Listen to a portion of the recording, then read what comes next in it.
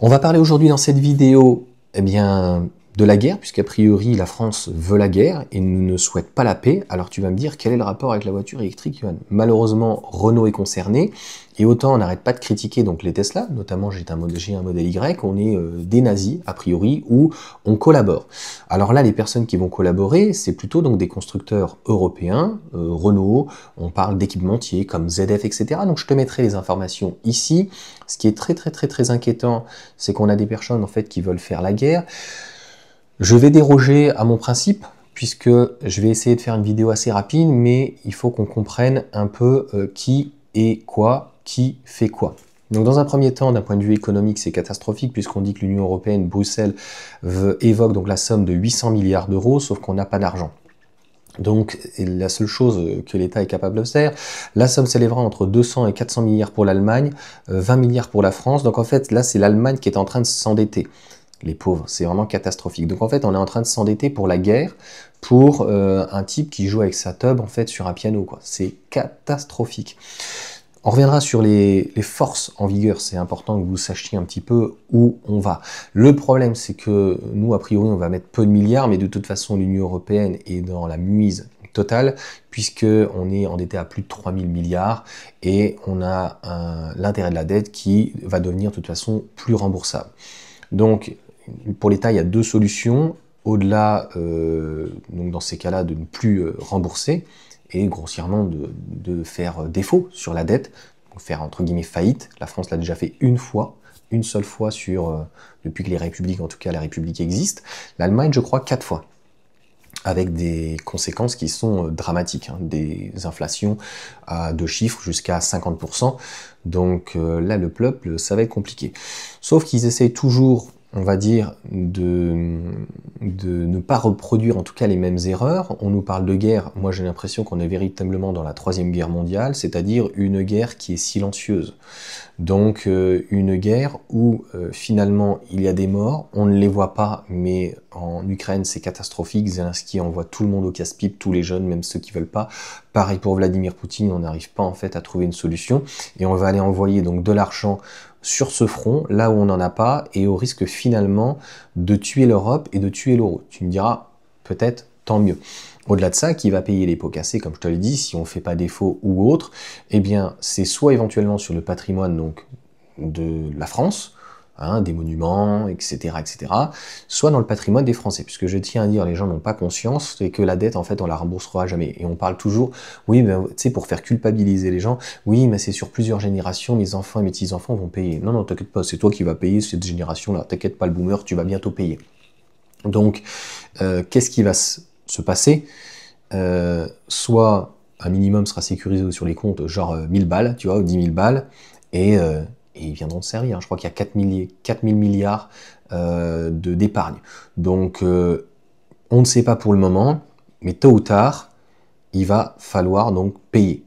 Donc, d'ailleurs, c'est ce qu'ils proposent aujourd'hui, un taux préférentiel si tu mets ton épargne. Je peux te dire que ton épargne, tu ne la verras jamais, puisque c'est un petit peu comme, grossièrement, en bourse, une action ou ça y est, j'ai oublié le nom, pas une action, un bon du trésor ou autre, normalement il est garanti. Cette somme est garantie par l'État. Mais encore une fois, elle est solvabilisée. Aujourd'hui, la dette de la France est solvabilisée par l'épargne. On le sait. Et donc par tête de pipe, et de PIB indirectement, mais par l'épargne encore une fois, donc pas du français moyen, mais de l'épargne globale. Donc tout ceci est, j'arrive pas à comprendre, catastrophique. Donc on va monopoliser en fait l'armée, on va aller monopoliser, voilà, on nous dit qu'on n'a plus de Duster, on n'a plus de 4x4, on n'a plus machin. On va aller au front, on va aller au casse-pipe, et je sais pas combien de temps on va tenir, parce que franchement, la Russie n'a pas les moyens d'envahir jusqu'à la France, n'ont pas les moyens, et même si ça se faisait, on voit ce que ça a donné avec l'Allemagne, et ils ont dû partir. Nous avons déjà en fait des problèmes internes, avec des OQTF, avec des meurtres, avec de personnes extrêmement dangereuses. Nous avons plus de place en prison. Nous avons des gens qui, on parle pas de vol à l'étalage ou des machins, des gangsters, on a des gens ou des Mongoliens qui font des tours, j'ai vu dans un suc, là je sais plus à quel endroit. Non, des kékés, on a des gens qui viennent sur le sol français, Donc l'Union européenne n'est pas capable de payer la Turquie pour qu'elle fasse le sale boulot, tu vois, ça a toujours été, hein. On va se mettre à dos la Russie, les autres, etc., pour une idéologie, et on veut nous faire croire en fait qu'on veut essayer de résoudre. Non, non, il va y avoir un bain de sang, ça va être catastrophique, et on va le payer en tout cas très très cher. Donc, dans cette vidéo, il faut bien comprendre, c'est indirectement les États-Unis qui ont commencé donc avec l'OTAN, et de ne pas respecter les accords de Minsk. De l'autre côté, nous avons la Russie et Vladimir Poutine, qui fait partie quand même, qui est un ancien du KGB, il sait de quoi il fait et il sait de quoi il parle, hein. Malheureusement, se voit un petit peu comme un tsar, très certainement, un peu mégalo. Il a parlé de Napoléon, etc. Il fait du Trump, hein, tu comprends, la moitié du temps, en fait, c'est juste pour choquer. C'était pas mieux Joe Biden, puisque son fils, quand même, a été gracié par son propre papa.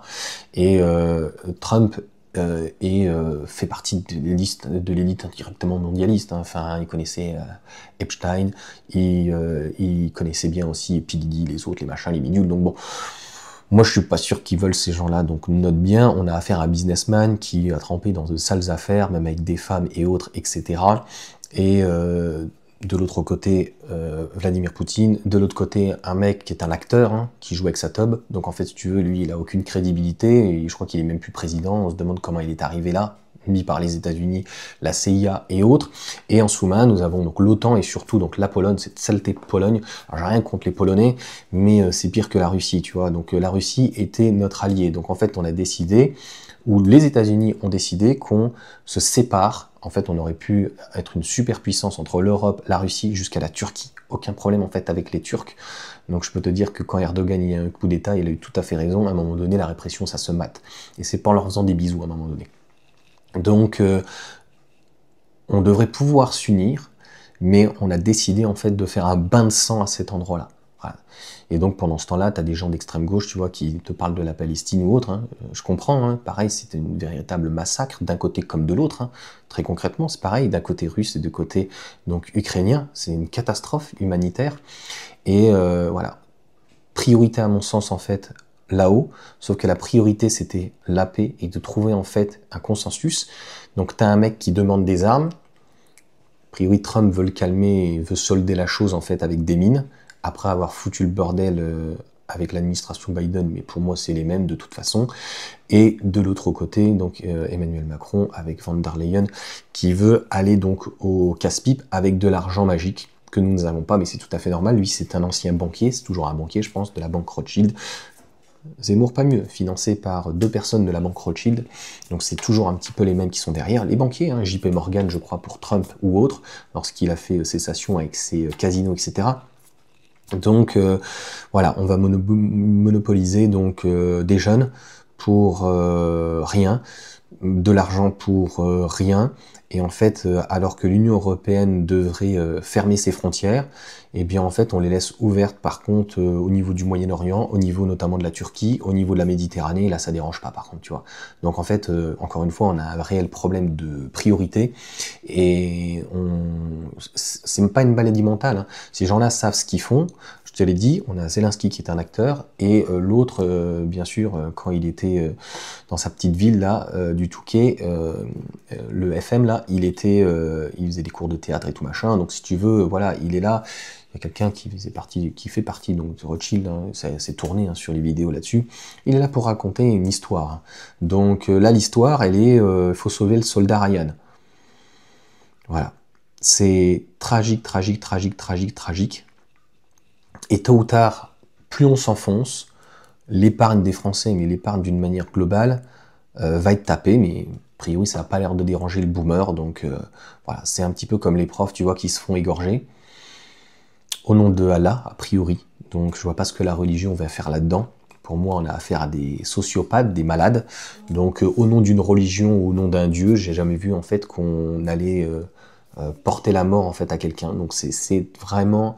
là, j'espère qu'on est allé au bout du bout, et pendant qu'en fait on est en train de faire diversion sur une guerre en fait avec Zelensky, Poutine, Trump, qui tu veux, donc figé à Kiev, le Donbass, la Crimée, ce que tu veux ou quoi que ce soit, eh bien tous les jours nous avons la France, l'Europe qui est une véritable passoire, et on va vers la guerre civile.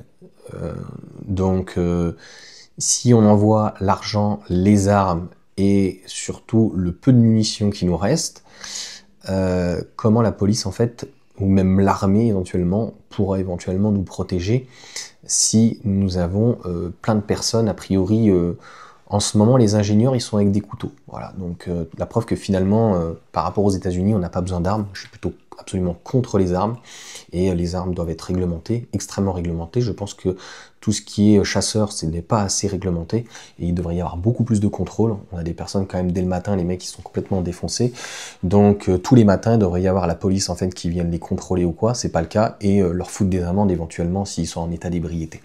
Donc voilà ce que je pense en fait par rapport à tout ça. Et les armes en fait elles sont pas là à mon sens pour se défendre, mais elles sont là donc pour à chaque fois agresser. Et autant éventuellement la dissuasion nucléaire, en fait il faut bien une dissuasion quelque part, donc il faut qu'elle soit économique ou de force, mais là on est dans une guerre où on va s'enliser, et à l'ancienne, hein, voilà, avec des chars, avec des hommes, et en fait comme à Verdun, donc c'est quelque chose qui n'est pas concevable.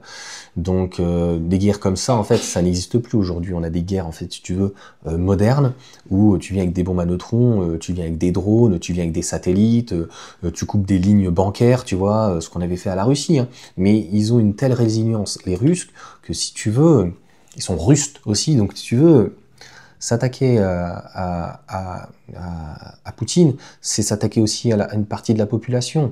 Donc, je trouve ça extrêmement stupide, et encore une fois, il faut bien comprendre qu'il y a il y a eu énormément de morts d'un côté comme de l'autre, et les Ukrainiens n'ont pas envie d'y aller. Donc, ils ont qu'à faire un référendum en disant, voilà, est-ce que vous êtes prêts à perdre? Mais l'autre, il veut pas. Donc, l'autre qui joue avec son sgeg, là, il veut pas. Et notre poudré, il la veut. Je pense qu'il la veut. Demain, tu le mets à la place de Van der Leyen, voilà. Moi, j'irai pas. Donc, voilà, concrètement, il faut se poser la question, est-ce qu'on se barricade ou est-ce qu'il faut partir, en fait? C'est ça la question. Et la deuxième, bien sûr, c'est à quel moment et surtout combien, en fait, ils vont venir taper sur les comptes en banque, puisqu'en fait, la crédibilité de la France, il y en a plus. Et ils vont demander un minimum, peut-être solder le solde de tout compte, tu vois, des 3000 milliards. Donc là, on va aller se rendetter, on va vite arriver aux 4000 milliards. Trump avec Elon Musk, ils l'ont dit. J'ai vu une vidéo, et on a pu avoir donc dans le bureau, je sais pas le bureau Oval, non je sais plus quel bureau, faut faire des économies.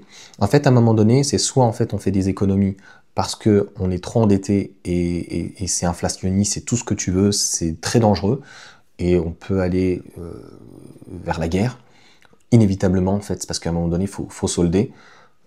C'est un petit peu comme la fin du capitalisme. Lorsque le capitalisme n'est plus en capacité de proposer ce qu'il y a de meilleur, il s'efface au nom du communisme. Voilà. C'est ce qu'on est en train de vivre, et ça va durer pendant 10-20 ans. Et des gens comme moi, ou des gens en fait qui ont envie de partager, en fait, ils sont malheureux, quoi. Les autres sont très heureux. À la cloche Schwab, ils ont rien, mais ils sont heureux. Donc on a un véritable problème, en tout cas, de priorité en France. Et voilà. Au lieu de trouver la paix, on veut du sang. Donc c'est vraiment catastrophique. Voilà pour cette vidéo complètement différente. Je suis désolé. J'espère en tout cas que nos armées et que nos constructeurs européens ne vont pas trop investir là-dedans. Il n'y aura pas de boycott de ma part, mais il est certain que si Renault, Volkswagen, etc., ils retournent dans leur travers, faudra leur faire comprendre que ça sera sans nous. Là par contre, on a un droit de réserve, et voilà. Ma Mégane, je vais essayer de la bazarder rapidement, parce que voilà, c'est pas le rôle en fait de Renault que d'aller en fait sur un territoire qui ne nous appartient pas, qui ne fait pas partie de l'Union européenne, et en fait on n'a pas à soutenir un fou qui veut se battre encore avec un fou. Zelensky est un russe russophone. Les partis du Donbass et de la Crimée ou autres, etc., ce sont des russophones. C'est œil pour œil, dent pour dent. Donc je n'ai pas en fait à dire que l'un a fait l'autre. On sait très bien ce que Zelensky a fait donc dans ces régions, et a fait une espèce d'apartheid, hein, de génocide. Donc voilà. Et Poutine, il est... Voilà, c'est un mec du KGB. Hein. Donc si tu veux, voilà. Il n'est pas là pour faire de l'état d'âme. Hein. Donc on a beau le critiquer, mais il fait le boulot. Donc, le sale boulot.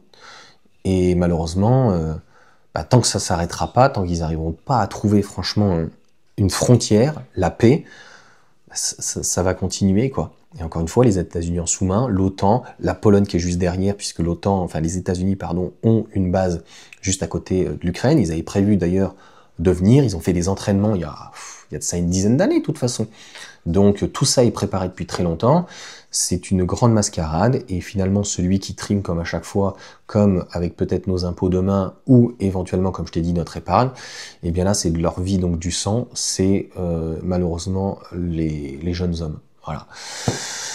Bref, voilà pour cette vidéo. Allez, ciao à tous.